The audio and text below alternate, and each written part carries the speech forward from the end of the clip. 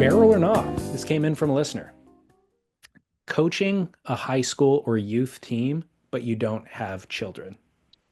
Oh, this is an epic one.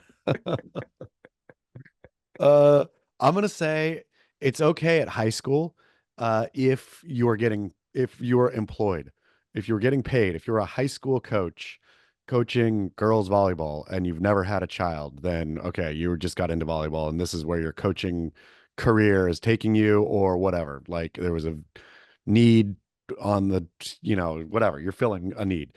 Anything other than that, I'm going to say an absolute no barrel. I'm going to say, even if every intention is good, even if you have so much to offer by way of knowledge of the game and all of this, there's just some things you cannot do, and that is one of them.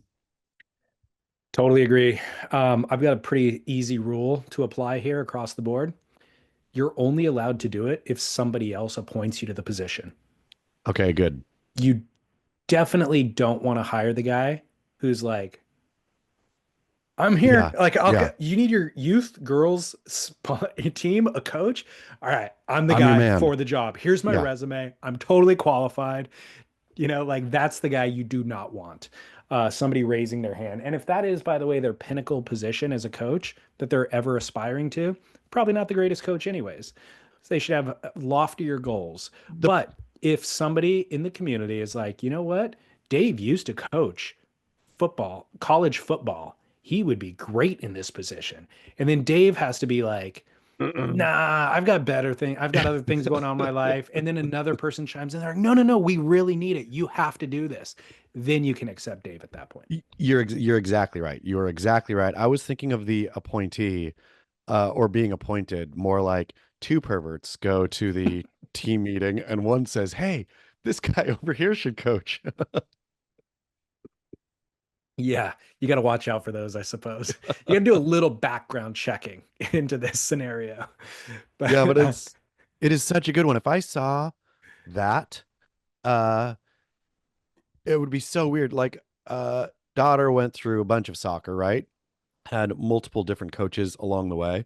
When it got serious, then they were like ex soccer player, in her case, ex soccer college playing, woman coach who didn't have kids, but all the way up through, a lot of them were, their kids were long graduated, right? But sure. they were like still just in the coaching, that never made me think anything at all. But if somebody was like, no, I'm a single male coaching 12-year-old girls soccer, that was my thing.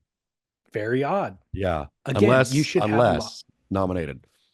you should have loftier goals, first of all. Yes. Like that's the other weird thing is working with kids of that age is a hassle.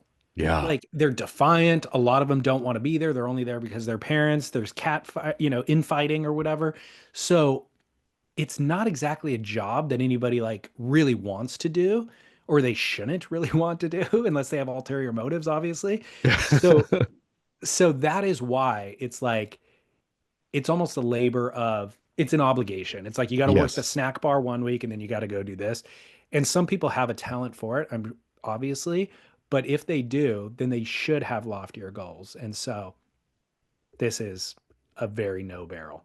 Are you looking forward to your stint as a coach on one of Austin's teams at some point? It'll happen. My daughter's young daughter's soccer career lasted all of one season, but I was suckered in to assistant coach that season.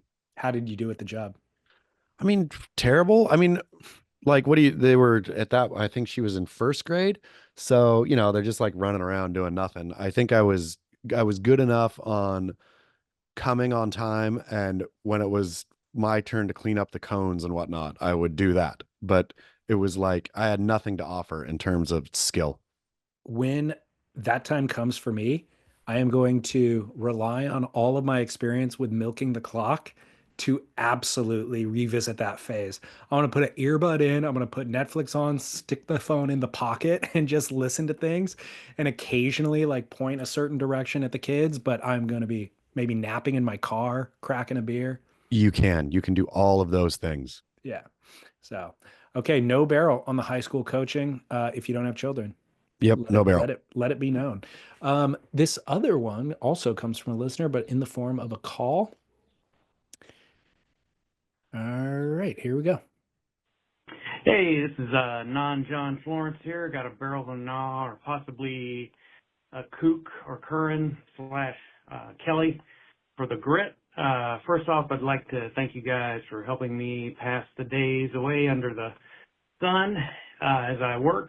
And my quandary concerns the belly drop. I feel it's more dignified to take the drop in the prone position versus pulling back and getting sucked over the falls or yard selling on the drop. I live on the Gulf Coast near where Mr. Scales is visiting family recently. We go from weeks of flatness to chunky, dumpy wind swell overnight. So the lack of decent waves coupled with becoming older and clumsier makes surfing here a challenge. However, Gulf Coast surfers still remain stuck somehow. So barrel or nah on the belly drop. And as far as the kook or curran, I saw a clip of Kelly at Haleiwa deciding against the drop and riding to the flats on his belly, then hopping up. At first, this helped me to justify my actions, but the more I thought about it, the dirtier I felt. So I need some help unraveling this one. Keep. I've never heard of it referred to as the belly drop before. I like it though. Yeah, it makes perfect sense. But obviously, the point of the call is when you're getting into a wave and it's maybe late or whatever, you decide you can't necessarily get to your feet successfully. Do you pull back and risk getting sucked over the falls, or just stay prone and drop into the wave on your belly? Okay, so there's a little bit of problem here, right? Because I feel like if you're a little late on it, if it's this scenario, if you're staying on your belly, you're just going to go over the falls anyway, right? Like if it's this late scenario, if the wave is critical Right. enough Yeah, where you yeah, could get yeah. sucked over, you bellying is not good. Where this happens to me, or I see it, or I do this accidentally, is getting like that kind of bad paddle where you're popping into the wave, but you just know you're like out of position and wacky, and popping to your feet, you're either gonna eat it right away, or something it's just not going to be good. And so riding on your belly to such point where you feel, okay, now I can appropriately get to my feet, right? Is that what he's I've talking about? I've had it the way that I remember this happening is whitewash takeoffs, or there's like a whitewash Yes. yeah. A So it's a roll-in. whitewash takeoff and it's like it hits you in a way that Yes. fumbles you or something. And you're like, oh, this is embarrassing, but I guess I got to stay on my stomach for a little bit longer. That's it. I mean, or you have the choice there to get to your feet, but you're exactly right. You That's what might it eat is. it. If you try to get to your It's feet a ge- immediately, it's a you might go down. 90% eating. You know it. You know in your Yeah. body you're going down. I mean, there might be some crazy Hail Mary luck that you know, Yeah. survive.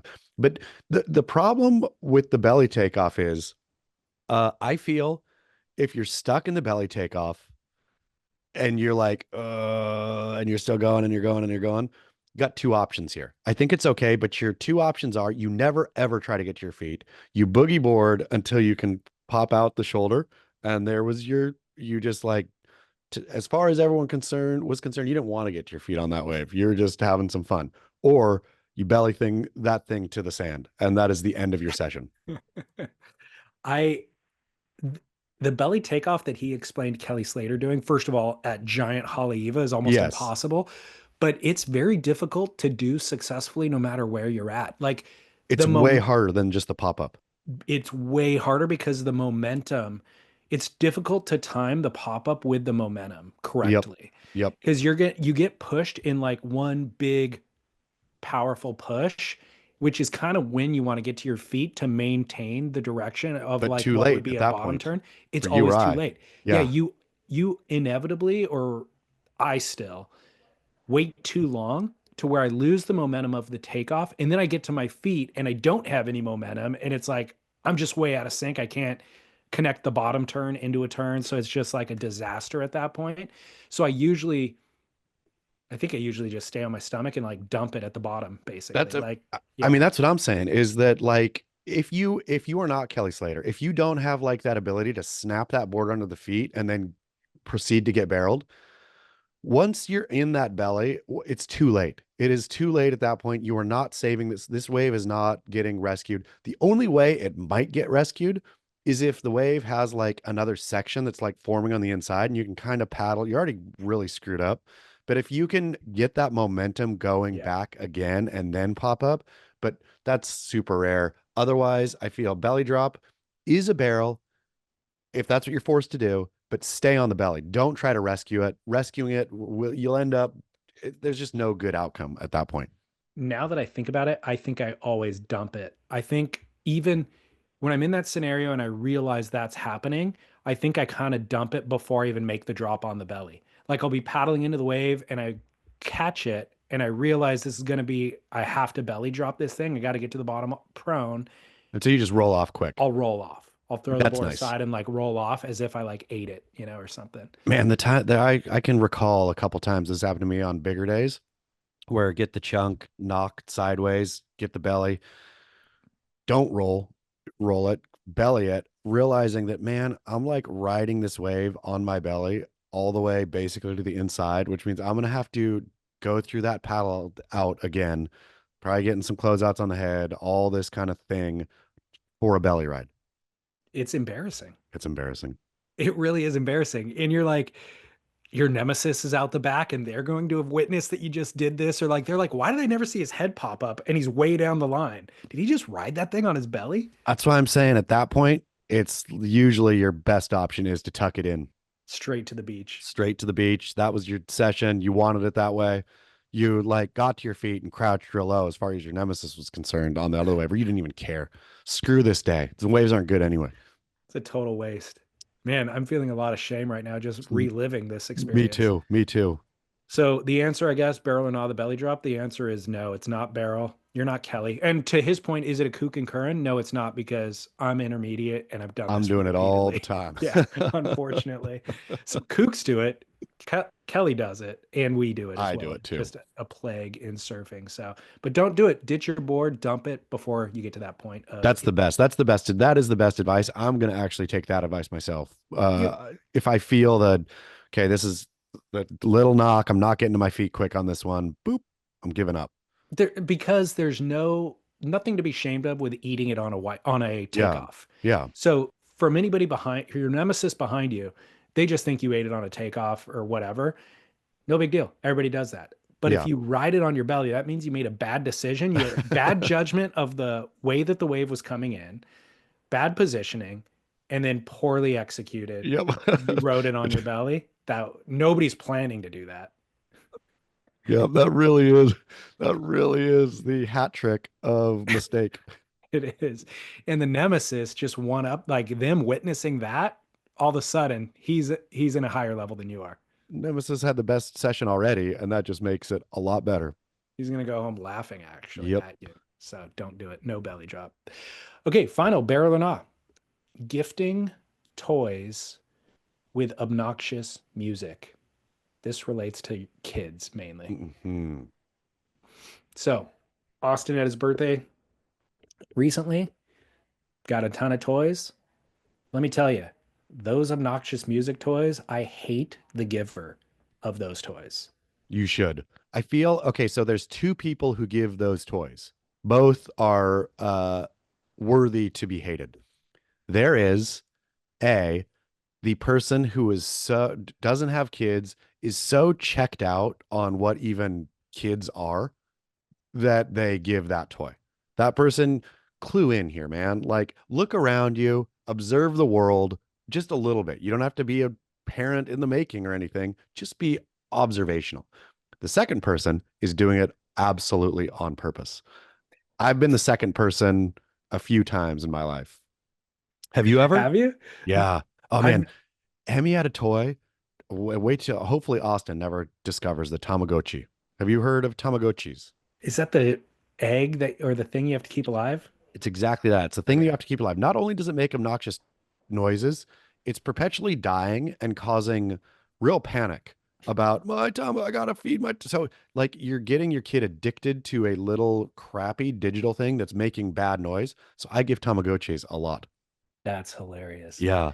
Yeah, It, so the thing is, these toys that he got are really, really cool toys. Like any kid would love to have this screeching remote controlled dinosaur. yes. You know what I mean? Like it's a cool dinosaur. It lights up and it's got all of these Screeching. screeching noises. It's the greatest thing in his life. But to us, the parents, we're like, how do we silence that thing? And there's no way I make it disappear and tomorrow morning he doesn't ever remember it existed. It's No, the first thing he thinks about when he wakes up. it is torture. Like It's the worst. those toys too. I will say, yeah, it's cool to a kid, cool to Austin maybe, but also let's elevate the taste a little bit here. If you're actually practically looking at that remote control dinosaur that makes a bunch of screeching sounds, it's plasticky and weird, right? There is a better version, a more sophisticated version of that toy. Why are you just appealing to the most base instincts of this little fella? Why not Exactly. elevate his taste as well? Give him a chess set. Yeah. Give him a puzzle. Oh man, I remembered hating getting like that kind of toy when I was a kid, of like the educational slash healthy slash environmental version of the plastic garbage that I wanted. Yeah. Well, he'll have three of them going at the same, like he'll turn on the Yeah. train set, then get the dinosaur out, and then go get the other thing. And I'm up here, maybe trying to record a podcast at times, and it's this cacophony of dissonant sounds going on downstairs. I'm like, I go down there and I turn it off. I'm like, hey, buddy, if you want to play with it, turn it on. When you Yeah. don't want to play with it, please. Like, I'm going nuts, literally For going crazy. yes, so it is clearly a no barrel unless you're going to your nemesis's house and you can bring a piece of torture because those are, and there's some worse than the other. It's a fun game to play if you're looking at it maliciously, because some are a lot worse than others. And you Totally. can go find the worst one and gift that to little baby nemesis. That's a great idea. Yeah. Speaking of the friends that don't have kids and don't even understand anything about kids, Lauren has this friend who's doesn't have kids and also like lives a very, she's like a hippie kind of, like Yeah. lives this kind of carefree lifestyle. It's comical how bad she is with kids. Like it's not like I think she is trying, but her understanding is so Just nothing. fundamentally wrong that she just gets it as wrong as you could possibly get it. So on his birthday, he got a cash register. So he takes it outside into his little kitchen setup, and he brought candy from the party and a cash register. And there was a friend over, so the two of them wanted everybody to be customers. Yeah. We're Making business. inside, yeah, we're inside hanging out, and they're like, "Come on, we need customers." So we'd each take our turn to go out there and like pretend to buy some candy from them, and they open the register, give us change, whatever. Well, this friend goes out there and stole their candy and then ran back in the house and said, "Ha ha, you need to be more vigilant." She didn't say vigilant, but similar kind of word. Like you need to be better at like keeping track of your inventory. Ha ha, I got away with it. That'll teach you a lesson. Like she was trying to teach them how to be more vigilant shopkeepers. He's Yes. 3 years old. How to have baseball bats underneath their plastic little table so they can whack intruders. Exactly. And I'm like, he was confused. Like he wasn't even upset about it. He was Yeah. just like, why did she not give us like what? And then he Yeah. goes about doing something else. And she walked in and she's like, no, it's a good lesson for kids to learn, you know? And I'm like, he's 3. He didn't learn any lesson at all. You just look like the psycho. I've had a couple of these ones, but it's the one where it's where they defend it afterwards, where there's no learning ever happening, right? Is like, what? No, that was a good lesson. If that Yeah. kid didn't want that lesson, then tough beans on that kid, right? Yeah. I was right in that scenario. Is those are the ones who never, ever, ever learn?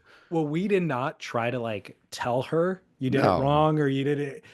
It's just when she leaves, everybody goes, "Oh my God, she's like lost a screw," you know? Yeah. I It's mean, having zero, I get like not having kids and not understanding how it quite works, but it's not that hard observationally to look and see, okay, what are other people doing, right? And then and then I'm just gonna do a version of that. If people are going out and pretending to buy candy, Well, guess what? I'm going to do that too. Nobody needs my little, piece of theater as part of this, as part of the kids having fun by themselves.